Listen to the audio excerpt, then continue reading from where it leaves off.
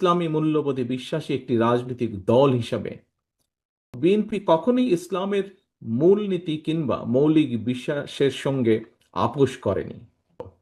BNP বরাবরই ইসলাম এবং মুসলমানদের স্বার্থ বিরোধী যে কোনো অপতৎপরতার বিরুদ্ধে সোচ্চার।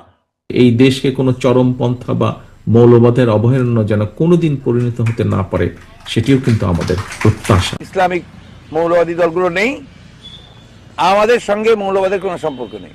আমরা ধর্মান্ধতায় বিশ্বাস করি না। শরিয়া আইনের ব্যাপারে ওটাও বলেছে কিন্তু যে আমরা শরিয়া আইনে বিশ্বাস করি না।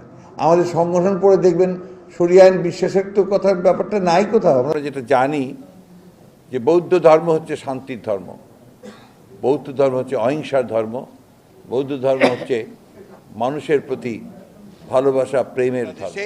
কোনো মৌলবাদী দল এখানে ক্ষমতায় আসবে তার কোনো সম্ভাবনা নাই। আমরা বিশ্বাস করি যে ধর্মটা যার যার, কিন্তু উৎসব সবার।